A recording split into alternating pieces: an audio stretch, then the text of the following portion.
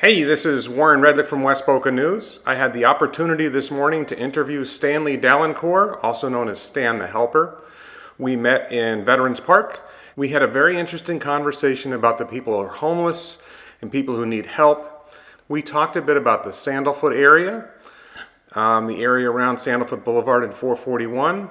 We talked about helping people. Stan is an interesting guy who has taken an approach where he goes out and he tries to help people and he tries to make a difference. And I think that's just a positive message that the rest of us should see once in a while to get a sense of what we can do to make the world around us a better place. So I hope you enjoyed this video. Thanks very much for watching. Hi, this is Warren Redlick from West Boca News. I'm here with Stanley. How do you say your last name, Stanley? Dalencourt, Stanley Dalencourt. Stanley Dalencourt. Stanley and I met through Barney Brown's passing. Barney Brown died crossing 441 down just north of Palmetto Park Road. Was it near Palmetto Park Road? Yeah, it was near the gas station by the Publix. Okay. Oh, so it was near Sandalfoot Boulevard. Yeah, near Sandalfoot Boulevard. Right, yeah. right. He died, I think he was crossing somewhere near the Publix and Sandalfoot Boulevard. And we posted about it on West Boca News. Stanley responded, and Stanley had some relationship with Barney. Can you tell us what your relationship was like with Barney? Okay, Barney is a guy. He was a super nice guy. I would meet him like from time to time coming out of Publix, and then one day I just decided I wanted to hear his story and share his story to the world. Okay, and so tell us what was Barney's story? Okay, Barney told me, like he said on the channel, he told me that he had a disability. He had back problems. He had family, but I asked him if he wanted help from his family. He told me no, that's not their problem. Like, he's his own man. He don't want help from anybody else. He was just looking to get a way out of living. He was looking for jobs, but being homeless, and then when he presents to the people, he didn't have a phone, so they refused to give him a job, stuff like that. So your shirt says help the less fortunate. Help the less fortunate. So and you is this a channel? Yeah, it's a channel. I have a channel on YouTube, Facebook, and Instagram. So what I do, I try to go around, try to talk to people, and I feed people every Sunday. The reason why I try to do it like that is like sometimes we tend to judge the homeless people without knowing their real story. Right. Because someone might be disabled. You don't know that. You probably just see him out there. But if you don't know his story, you probably judge him like unfairly. Right. So that's why I try to go out there, try to bring those people's story to you guys so you can change the whole perspective, like, help them out if possible. Okay, so just for starters, you live in East Boca? Yeah, I live in East Boca. And you grew up there? No, I'm from Haiti. You're from Haiti? Yeah, I've been here for 9 years. Okay. Yeah, I started doing this 4 months ago. Okay, so what's the name of your channel? Stan the Helper. Stan the Helper. Stan the Helper. Okay, and that's right up here on the shirt, Yes, right? sir. Stan the Helper. And is it the same name on YouTube? Yes, sir. YouTube, Instagram, and Facebook. Stan the Helper. Okay. You live in East Boca. You're from Haiti. How do you end up meeting Barney Brown in West Boca? Okay, my mom lives in West Boca. I was just going at my mom's, and then I saw him standing at the light. It was actually at the light of 18th Street. And I stopped my car real quick. I was like, hey man, can I talk to you about your life, and then I'll get you a few items to get you through the week? I was like, yeah, sure man, no problem, because I had met him before. Okay. By Publix. Okay. And then like I turned around, we went by the storage, and like it was the good spot for it. Sure. And then we talked about it. So your mom, I don't need to know the specific address, but what neighborhood does your mom live in? My mom lives in Bel Air. Bel Air. Yeah. Okay. Just because this is for West Boca News. Yes, sir. And I like it to be relevant to people in West Boca. No and just to problem. be clear, we're in Veterans Park. We just agreed this was a pretty good place to meet. He lives at the east end of Palmetto Park Road. I live at the west end of Palmetto Park Road. And I was looking for a spot in West Boca. So you said something about feeding people on Sundays. My impression is you go a lot of places. Yeah, I do. I do Where go do you a lot go? of places. I start like when I charge up my car. If I see somebody, like when I'm driving down the road, like because my specific spots are somewhere called Tent City in Pompano, and then there's a shelter on the other side on Blunt Road. So that's where I usually feed the most. So you go to Pompano a lot? Pompano a lot, and then I've started going to Broward Boulevard all the way down to Fort Lauderdale too. The reason I thought this was interesting for our viewers on West Boca News is we have a lot of wealth in West Boca, Sir. And then at the same time there's a trailer park, and there's people who at least appear to be homeless. There's people with problems. There's particularly for West Boca, it seems like the intersection of Sandalfoot Boulevard and 441, where the Cumberland Farms is, where that Publix is, Yeah. near the trailer park. It seems like that's sort of a focal point of if we have a homeless problem, if we Yeah. have a problem of people who are down and out, Yeah. that's where it is. I thought that was something that, we talk about from time to time on West Boca News and people comment about it, but I feel like we never get the perspective of what it's like for the people who are suffering.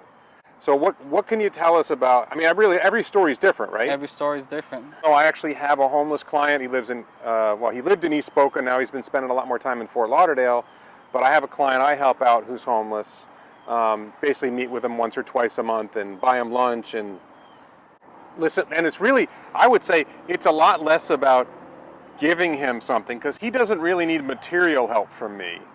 What he really appreciates, from what he says anyway, is the chance to talk to me and have someone listen to what he's going through. Yeah, people don't offer them this chance. People don't really talk to them. Like, I think people, I don't want to say afraid, but people tend to look down on the homeless people. Yeah, I definitely, that's what I see in the West Boca News comments sometimes, is some pretty negative comments about people are homeless. And, to me, it's, they have some kind of problem. Yeah. And I don't know what the problem is. And some people have legitimate problems, and Yeah. some people may not have legitimate Yeah, problems. there's that There's too.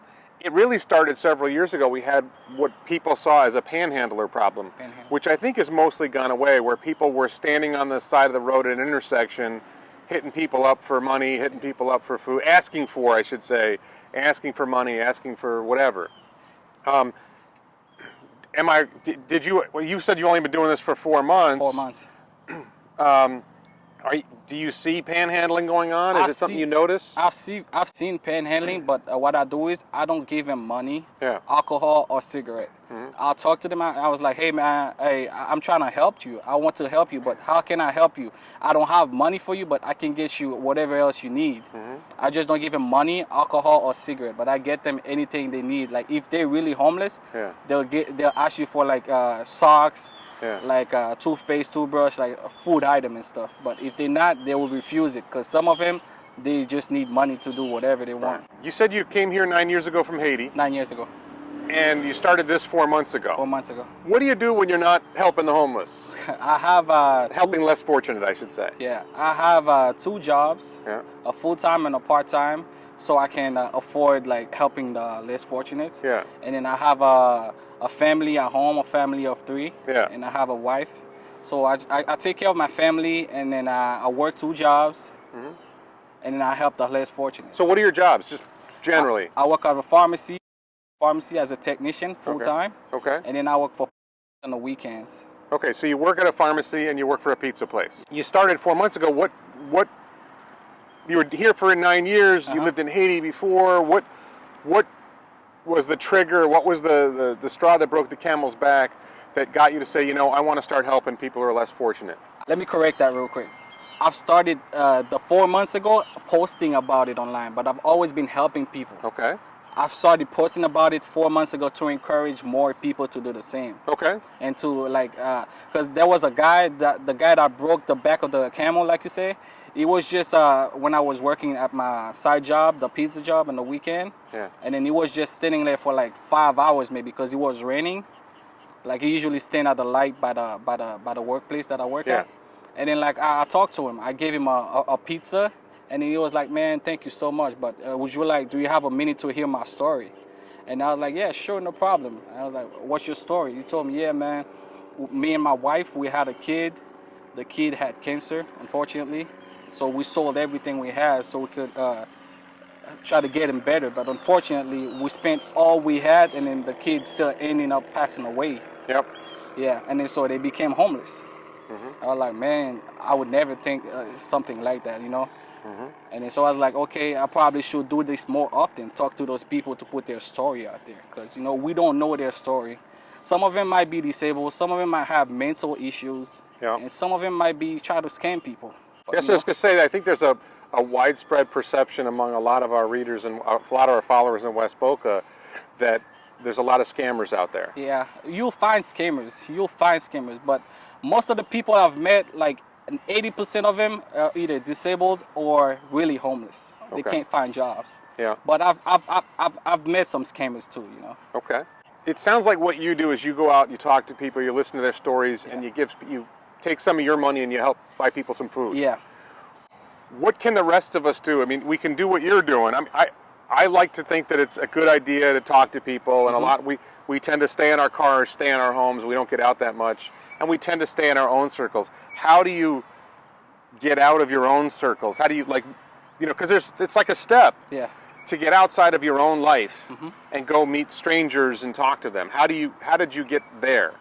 I mean, it's something I'm really passionate about. When I started doing it, I really loved it. Because when I gave people some of these people, when I gave them the food, they just started eating it right away. It's like they were waiting for it, because some of these people are really hungry out there. Right. Yeah. So that's why it really became a passion to me, like helping them out, like to see the smile on their faces. You know, the one that asked me for money, you know, like the scammers. Yeah. You know, it's like that.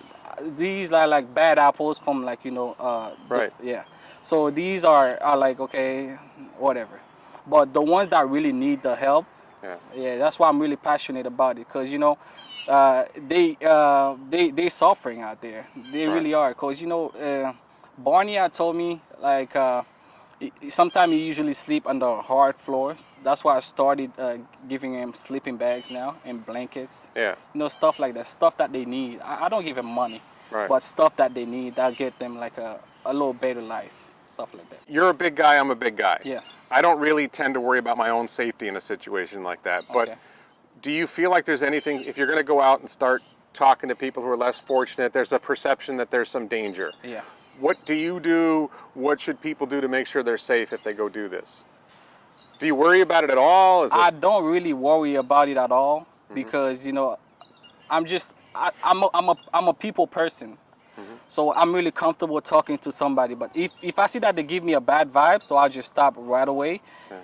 If you're receiving bad vibe, I would recommend you to stop. But otherwise, other than that, it's pretty easy. I think because I live in a gated community. Yeah. A lot of my friends live in gated communities. Live in neighborhoods with $500,000 houses, whatever.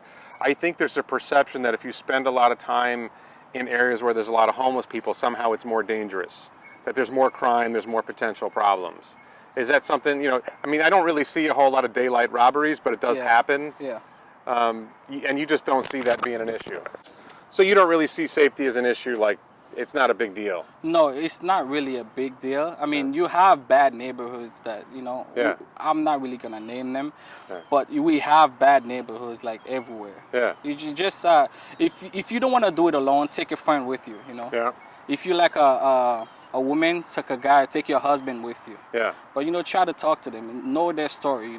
Okay. Don't give them money, but ask them what they need, like stuff like food items or blanket, because they really need those stuff. Okay. So I know you got somewhere you got to be. Yeah. I want to thank you for meeting with me. It's Stan the Helper. Stan the Helper on Instagram, Facebook, and YouTube. Yes, sir.